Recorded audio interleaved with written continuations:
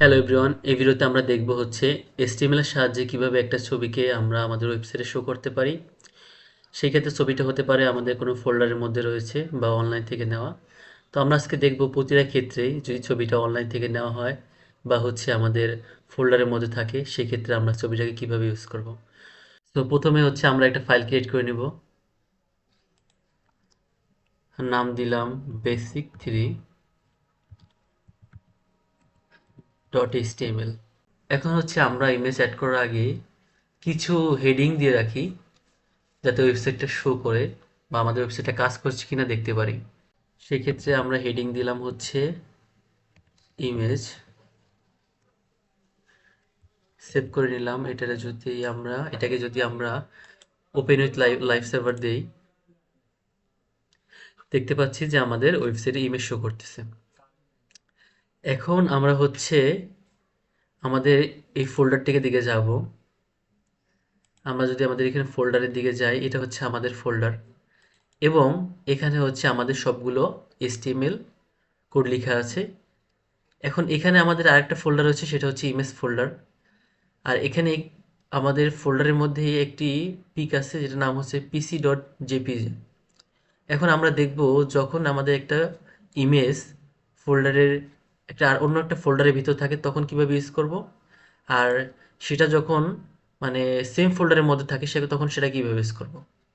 তো আমি বিএস করে চলে গেলাম। এখন যদি আমি ইমেজ লিখি, ইমেজের img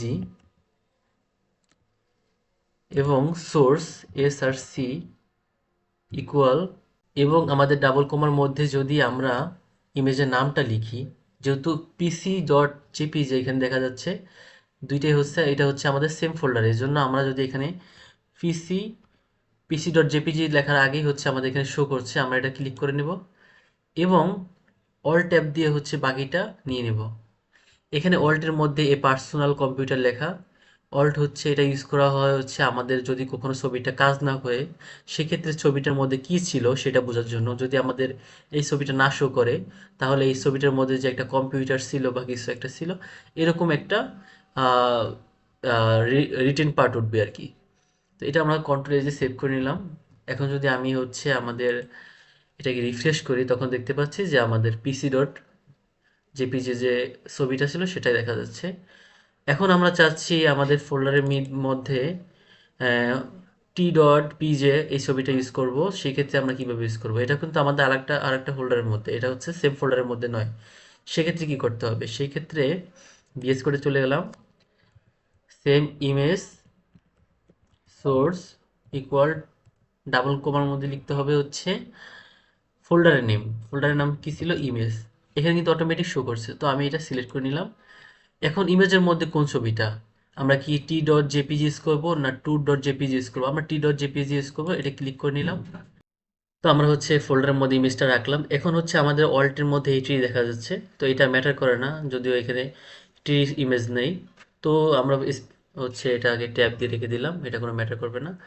এখন যদি এটাকে আমরা রিফ্রেশ দিই তখন দেখতে পাচ্ছি যে আমাদের সেকেন্ড ইমেজটা শো করছে। এই হচ্ছে আমাদের সেকেন্ড ইমেজ। এখন হচ্ছে আমরা চাচ্ছি যে অনলাইনে কোনো একটা ইমেজকে ইউজ করবো, সেক্ষেত্রে কি করতে হবে। তো আমি এখানে সার্চ দিয়ে রাখছিলাম ফ্রি ইমেজ, তো আমি হচ্ছে এই ইমেজটাকে হচ্ছে নিউ একটা ট্যাবে ওপেন করব। সো ট্যাবে ওপেন হয়ে গেছে। এই যে ট্যাবের লিঙ্কটা কন্ট্রোল এল দিয়ে আমরা সিলেক্ট করে নিব, কন্ট্রোল সি দিয়ে কপি করে নিব এবং কপি করে আমরা নতুন একটা দিব ইমেজ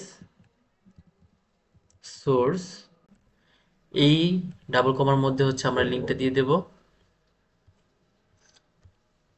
তো লিঙ্কটা দিয়ে দিয়েছি। এখন হচ্ছে আমরা লিঙ্কটা অনেক বড়, তো আমি হচ্ছে এদিকে যাচ্ছি। এ হচ্ছে আমাদের পুরো লিঙ্কটা। এখন যদি হচ্ছে আমি এটাকে আমাদের ওয়েবসাইট থেকে রিফ্রেশ করি, দেখতে পাচ্ছি আমাদের এখানে ছবিটা শো করতেছে। তো কিছু কিছু ইমেজের লিঙ্ক অনেক বড় হয়ে থাকে, কিন্তু বিষয়টা হচ্ছে আমরা যদি কোনো একটা ছবিকে ইউজ করতে চাই আমাদের উচিত না ছবিটা হচ্ছে কোনো লিঙ্ক থেকে শো করার। কারণ কি, পরবর্তীতে যে যদি ছবিটা ওই লিঙ্ক থেকে মানে অনলাইন থেকে চলে যায় তাহলে হচ্ছে আমাদের ওয়েবসাইট থেকেও চলে যাবে। তো সেক্ষেত্রে আমাদের উচিত হচ্ছে কোনো একটা ছবিকে ডাউনলোড করে একটা ফোল্ডারের মধ্যে রেখে তারপর লোকালভাবে ইউজ করা, তাহলে কি হবে, তাহলে হচ্ছে আমাদের ছবিটা যদি অনলাইন নাও থাকে তাহলে আমাদের কোনো সমস্যা হবে না, আমাদের ওয়েবসাইটে ঠিকই ছবিটা থেকে যাবে। তো এই হচ্ছে আজকের ভিডিও। এর পরবর্তী ভিডিওতে আমরা কথা বলবো হচ্ছে ফর্ম নিয়ে, আরও বিভিন্ন ট্যাগ নিয়ে কথা বলবো। তো ওয়েট আনটিল নেক্সট ভিডিও।